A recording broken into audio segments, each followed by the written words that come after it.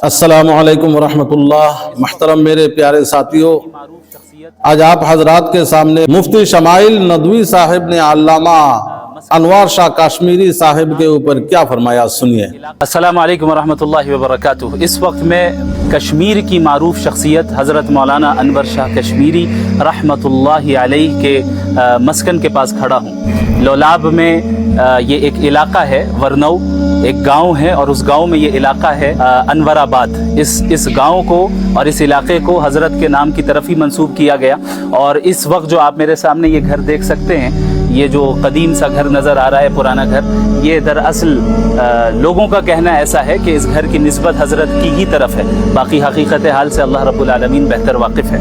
हज़रत अनवर शाह कश्मीरी रहमहुल्लाह मोहताज तारुफ नहीं है। 1875 में उनकी पैदाइश होती है और इसी गांव में पैदाइश होती है, यहीं पे उनकी परवरिश भी होती है। उनके जो वालिद मोहतरम थे वो भी आलिम दीन थे और इनकी बेहतरीन तरबियत होती है, यहाँ तक कि वो बड़े आलिम दीन बन जाते हैं, बड़े मुहद्दिस बन जाते हैं और अहादीस नबविया की भरपूर अंदाज में खिदमत अंजाम देते हैं। आज तक हम सब उनकी किताबों से जो है इस्तिफ़ादा करते हैं और पूरी दुनिया इस्तिफ़ादा कर रही है। आइए हम इंशाअल्लाह आगे चलते हैं, अंदर चलते हैं और देखते हैं कि उस वक्त उस ज़माने में किस तरह का घर हुआ करता था और इन तमाम कम वसाइल होने के बावजूद उन्होंने कैसे दीन की मेहनत की और दीन का इल्म हासिल किया और अल्लाह ने इन्हें कितने ऊंचाई तक अल्लाह रब्बुल आलमीन ले गया। आप इस घर को देख सकते हैं, आप छत को देखें, दीवारों को देखें और इन तमाम जगहों को देखें कि ये घर किस तरह है और किस तरह वो ज़िंदगी यहाँ पे गुजारते थे, कम वसाइल के बावजूद भी बड़ी मेहनत की दीन को हासिल करने के लिए। और आजकल हमारे यहाँ तमाम वसाइल हैं, लेकिन उसके बावजूद जो है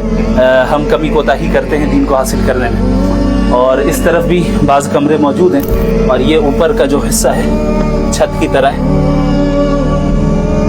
बाज़ हज़रात का ये भी कहना है कि ये मकान दरअसल उनके भाई का है, लेकिन निस्बत उनकी तरफ हो गई।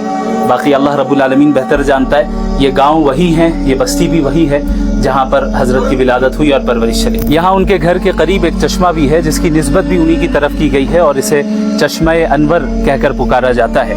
हज़रत रहमहुल्लाह का इंतकाल 1933 में होता है।